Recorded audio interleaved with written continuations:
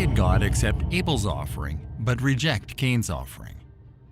The first example of sacrifice in the Bible is found in the account of Cain and Abel.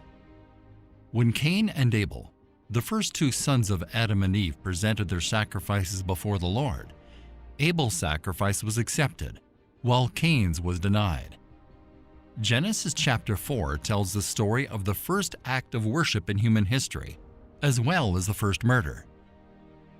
The act of worshiping, Cain's and Abel's offering, follows the narrative of Adam and Eve in the Garden of Eden, their non-compliance to God, and the entry of sin into the human race. Death, the sentence pronounced upon them by God, soon made its entrance in the first family. Genesis chapter 4 verse 3. And in the process of time, it came to pass that Cain brought an offering of the fruit of the ground to the Lord. Cain and Abel, Adam and Eve's sons, in the course of time brought offerings to the Lord. Without a doubt, they were acting in this manner because God had revealed the necessity of a sacrifice to them. Some people are perplexed as to how Cain and Abel were supposed to know what to sacrifice. The answer is that God must have introduced them on the specifics of acceptable worship, despite the fact that those instructions are not included in the Genesis narrative. Genesis chapter 4 verse 4. Abel also brought of the firstborn of his flock and of their fat. And the Lord respected Abel and his offering. Abel was a shepherd, and his offering to the Lord was the best portions of his flock's firstborn lambs. Cain was a farmer, and his sacrifice consisted of some of his crops. The most noticeable distinction between the two sacrifices is that Abel's was an animal or blood sacrifice, whereas Cain's was a vegetable or a bloodless sacrifice. There is also the possibility that whereas Abel brought the best portions, Cain simply brought some of his ordinary crops. However, there is no indication in Scripture that either of these differences played a role in God's acceptance of Abel and rejection of Cain. Genesis chapter 4 verse 5. But for Cain and his offering he had no regard.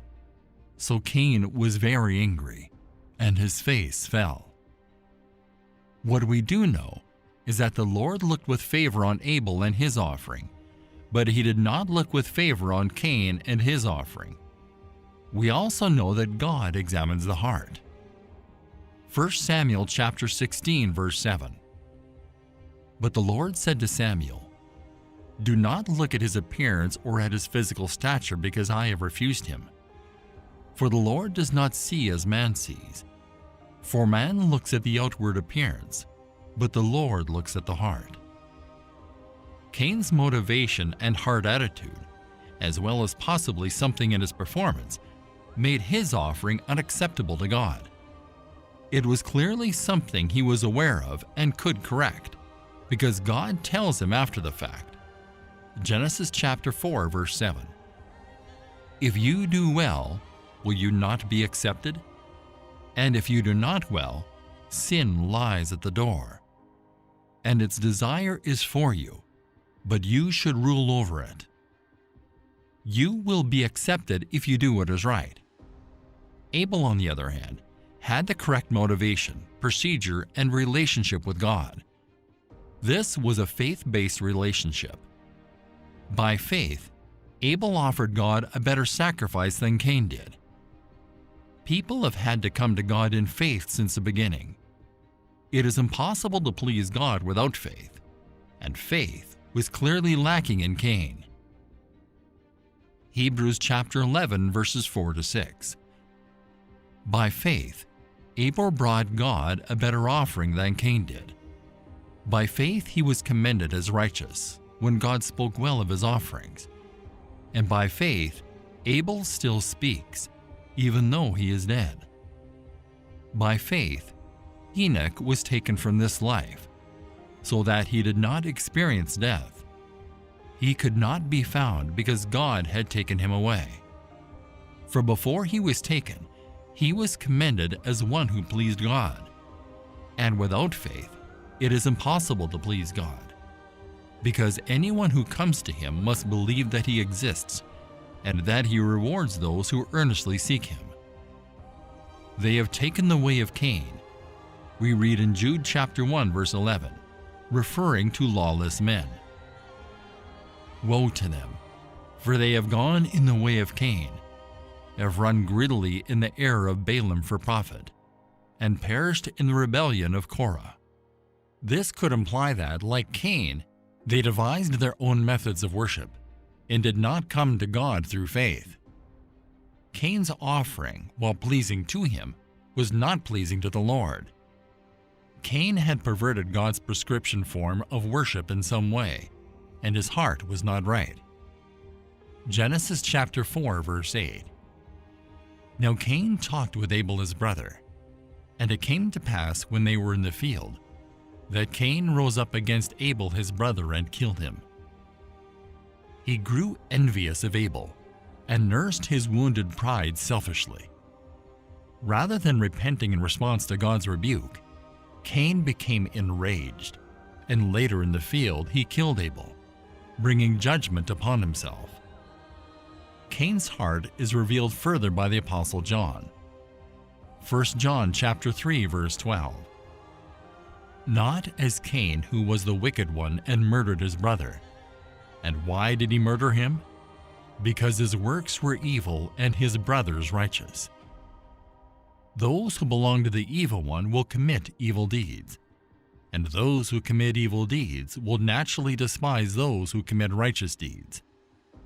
Genesis chapter 4 verse 9. Then the Lord said to Cain, "Where is Abel your brother?" He said, "I do not know. Am I my brother's keeper?"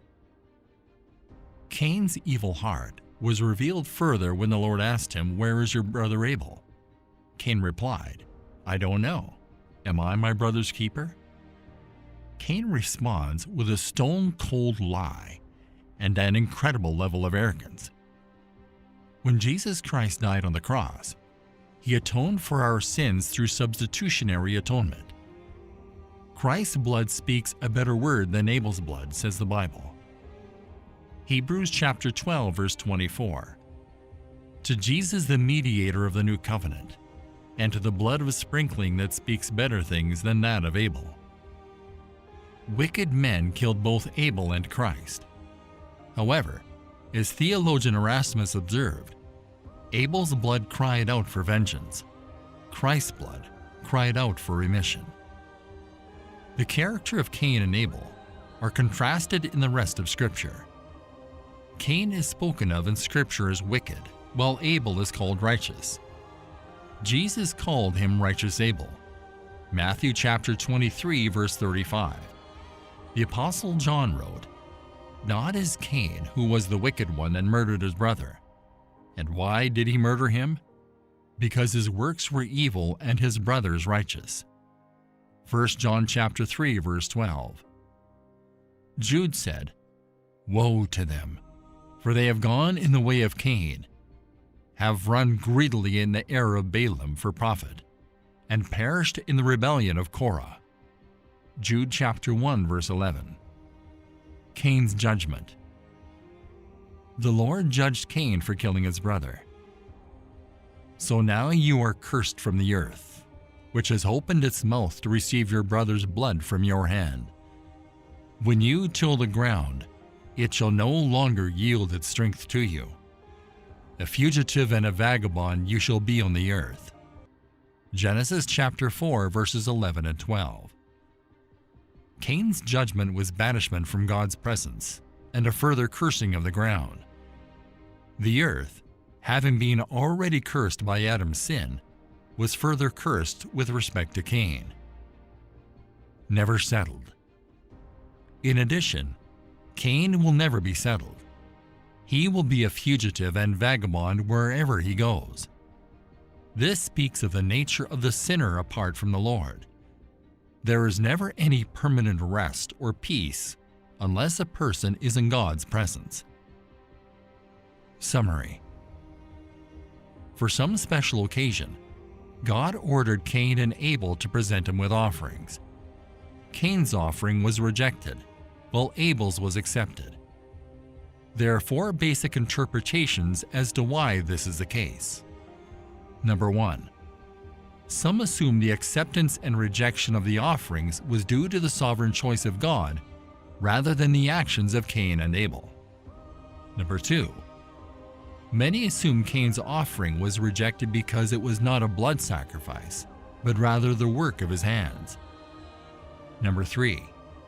Some see the problem as a quality of Cain's offering.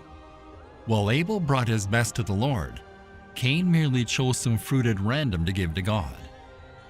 Number 4. Others see the problem in Cain's attitude, rather than the specific offering that he brought.